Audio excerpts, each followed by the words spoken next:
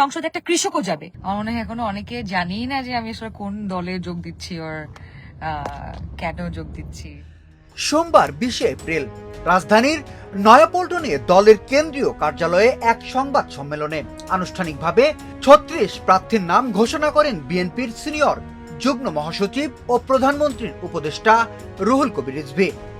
তবে ঘোষিত এই তালিকায় ঠাঁই পাননি আলোচনায় থাকা অভিনেত্রী চমক। ত্রয়োদশ জাতীয় সংসদের সদস্য হতে সংরক্ষিত নারী আসনে ছোট পর্দার অভিনেত্রী রুকায়া জাহান চমক আগ্রহ প্রকাশ করেন। কুষ্টিয়া থেকে সংরক্ষিত আসনে বিএনপির দলীয় মনোনয়ন নিয়েছেন তিনি। সে সময় এক সাক্ষাৎকারে চমক গণমাধ্যমকে বলেছিলেন, আমি দেশের জন্য কাজ করতে চাই, বিশেষ করে নারীদের জন্য। সেজন্য একটা প্ল্যাটফর্ম দরকার ছিল। আমার মনে হয়েছে বিএনপির সঙ্গে যুক্ত হলে আমার পরিকল্পনা বাস্তবায়ন হবে। কথা বলে ইতিবাচক মনে হয়েছে।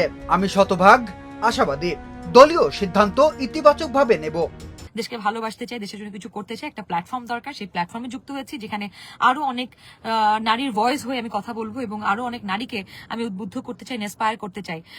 রুকায়া জাহান চমকের জন্ম বরিশালে, তবে বেড়ে ওঠা ও পড়াশোনা ঢাকায়। 2017 সালে মিস ওয়ার্ল্ড বাংলাদেশ প্রতিযোগিতায় দ্বিতীয় রানার আপ হয়ে বিনোদন অঙ্গনে পথ চলা শুরু চমকের।